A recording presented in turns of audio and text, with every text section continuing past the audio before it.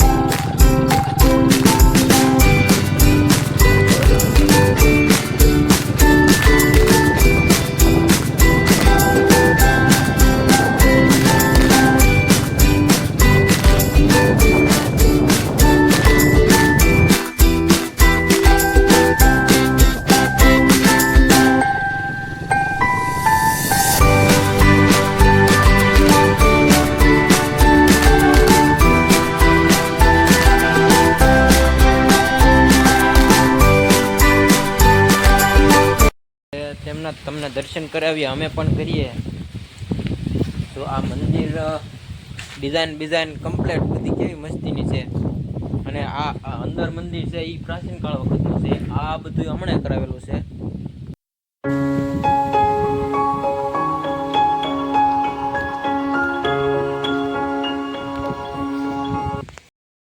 આ છે આલાપરી માતાજીનું મંદિર।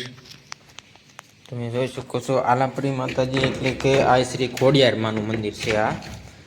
પણ આ એક બાજુમાં આલાપર એવું ગામ છે ભાવનગર તાલુકાનું, એના પરથી આનું નામ આલાપરી આ ખોડિયારમાં તરીકે ઓળખાય છે।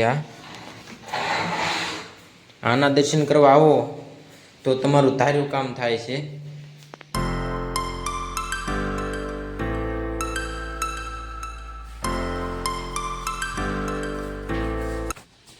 આલાપરી માતાજીના દર્શન કરી લીધા છે। હવે આપણે તમને બતાવશું પ્રાચીન કાળ વખતની એક વાવ છે। એ વાવ હમણાં ત્યાં નીકળી છે। ચલો તો આપણે તમને પ્રાચીન કાળની વાવ બતાવીએ। આ મંદિરનું કામકાજ હજી શરૂ જ છે। હજી તો આ ડિઝાઇન છે એ બધી થોડીક જ બનેલી છે। હજી તમે જોઈ શકો છો, આ પાલક બધું નાખેલું જ છે। હજી આનું કામકાજ બધું શરૂ જ છે। ટૂંકમાં માતાજી આ મંદિર છે પાડવાનું ના પાડે છે। પ્રાચીન કાળ વખતનું મંદિર છે કે એટલે માતાજી ના પાડે છે આ મંદિર પાડવાનું। તો આ ડિઝાઇન કેમ છે બધી તમે જોઈ શકો છો। આ ડિઝાઇન આવી તમને કદાચ ના અમુક મંદિરમાં જ જોવા મળે, બાકી બધે આવી ડિઝાઇન ન હોય શકે।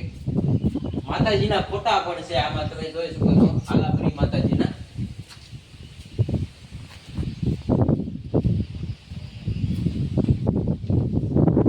હવે આપણે તમને બતાવશું પ્રાચીન કાળ વખતની વાવ। આ મંદિર છે, આપણે તમને વાયના દર્શન કરાવીએ। આપણે વાય અહીંયા છે એ પ્રાચીન કાળ વખતની છે વાવ। એ વાય હમણાં નીકળી છે અહીંયા। વાયના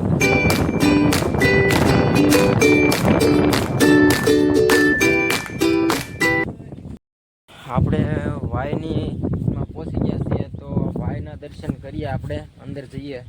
અંદર કેવો માહોલ છે એ આપણે તમને બતાવીએ અમે, અને તમે જોઈએ।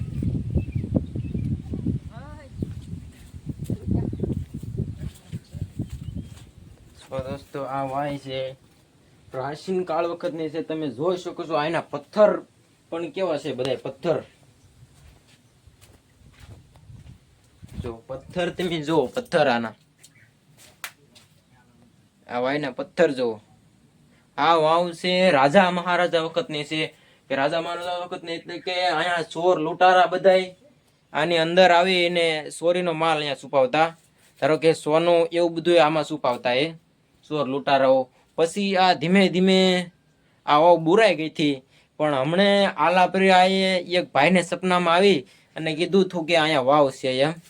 તે ખોદવામાં આવી એવી રીતના કાંક આ વાવ અહીંયા નીકળેલી છે, કારણ કે એના સમયે એ પ્રગટ થઈ આ વાય.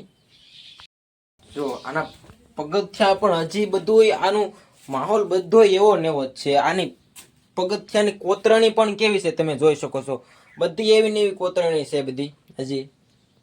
હજી બધી આવું નવું જ છે બધું, પેલા હતું એવું જ છે બધું.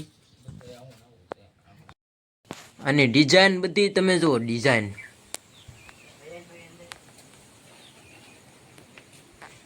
આમાં પાણી થોડુંક ઓછું છે, પણ પેલા અહીંયા બહુ હતું પાણી, અહીંયા બધી પાણી હતું ઠેઠ.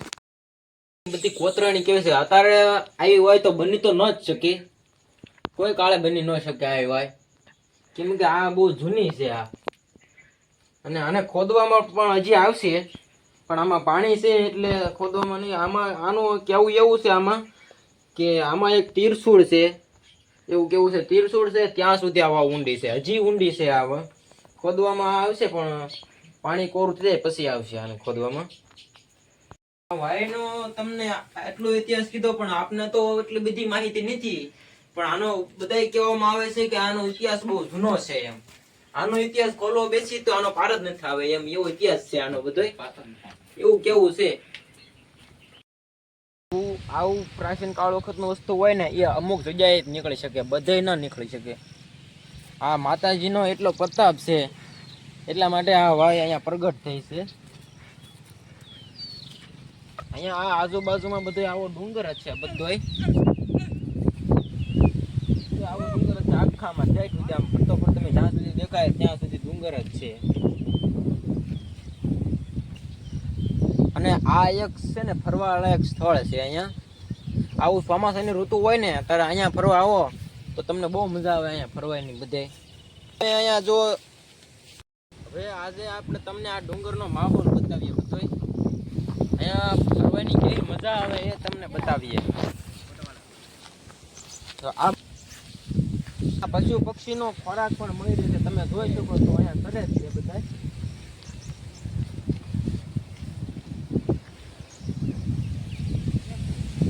આખો શિયાળો ઉનાળો અહીંયા છે ને ખાવાનું મળી રહે છે પશુઓને.